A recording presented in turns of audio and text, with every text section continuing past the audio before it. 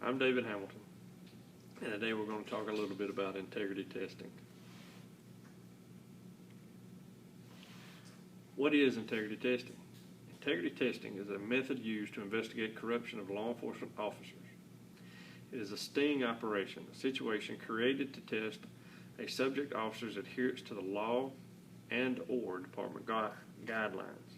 The actions and behaviors of the subject or subjects involved are monitored to observe whether the subject responds in an illegal, unethical, or otherwise immoral manner. Some background information on integrity tests. Integrity testing was initially developed by the New York City Police Department in the 1970s after the Knapp Commission exposed widespread corruption.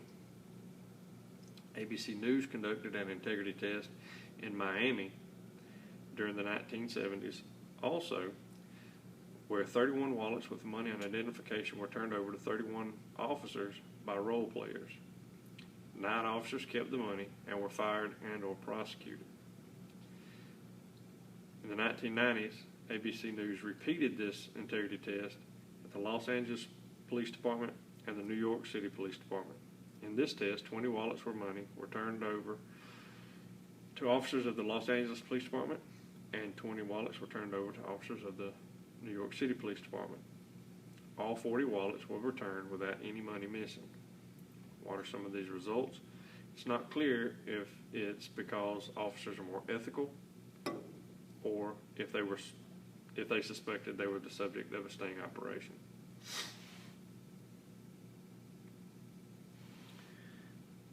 There are 2 types of integrity tests. The first type is called random testing. This test is designed without a specific officer or allegation in mind. These tests are used to determine if officers are handling their day-to-day duties in an appropriate way. Targeted testing is designed to focus on a specific officer who is suspected of misconduct and they are a part of an open investigation. We'll look a little further at some random testing. Random testing is used by several major police departments, such as the Los Angeles Police Department, the New York City Police Department, and the New Orleans Police Department. These departments are large enough and have a dedicated internal affairs division to plan and execute random tests and also have the funds available to be able to execute such a large number of random testing.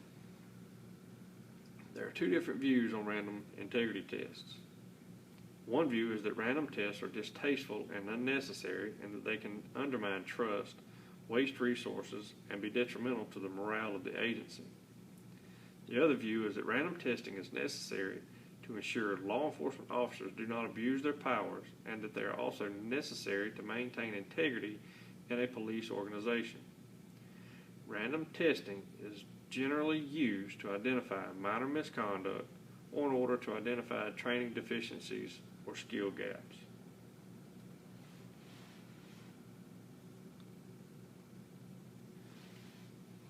Targeted testing. Targeted integrity tests are usually conducted during an open investigation into allegations regarding a specific officer. These tests are closely tailored to the underlying offense that the officer or officers have been accused of. For example, if an officer has been accused of drug use, the test should involve interaction between the subject and real or simulated drugs.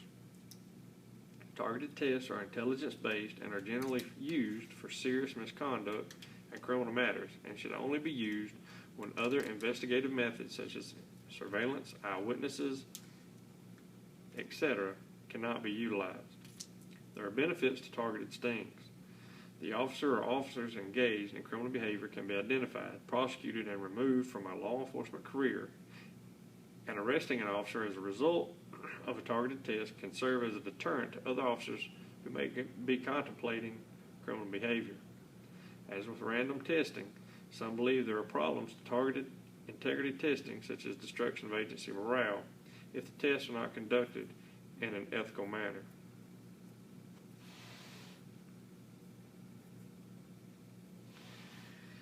Entrapment. The most significant legal obstacle of both random and targeted testing is the defense of entrapment. Entrapment is when an otherwise innocent person is coerced into doing criminal behavior by police encouragement or enticement. Entrapment is the defense most often used by test subjects who take the bait in these tests. It is usually not a very good defense because the subjects are not encouraged or enticed to participate in criminal activity. They are only offered an opportunity to participate in the criminal activity without being pressured or harassed to do so. Also, the agency conducting the test has information that the subject has already been participating in criminal activity and are using the test as proof of this misconduct.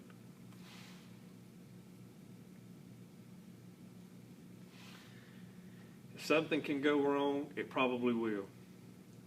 This is commonly known as Murphy's Law. A few things to keep in mind when you're doing an integrity test.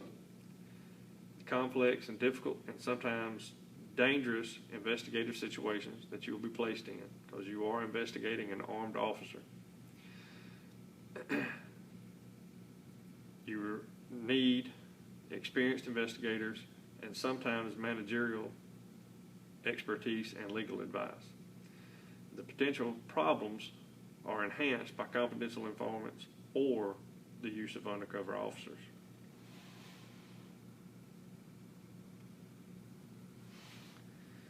Sexual misconduct. Agencies all over the United States have experienced scandals where the officers are abusing their powers of arrest, search, and control for sexual purposes.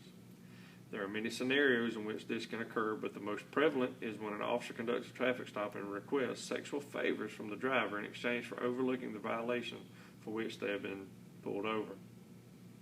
To investigate allegations of sexual misconduct, an agency could have the complainant have a recorded phone conversation with the target officer where they discuss the traffic violation with the goal of having the officer repeat the solicitation for sex in order to avoid the ticket. These are big no-nos. Economic misconduct.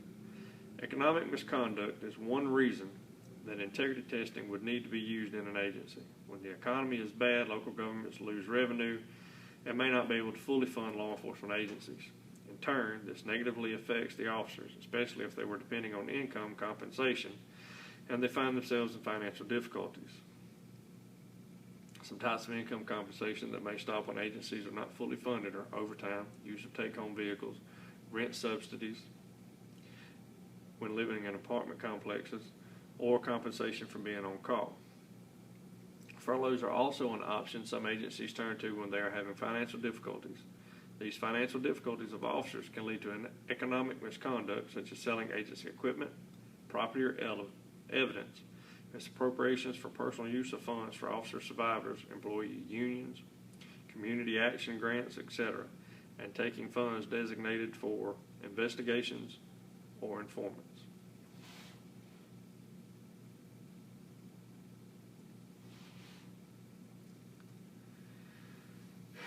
In conclusion, there is good and bad associated with both types of integrity testing.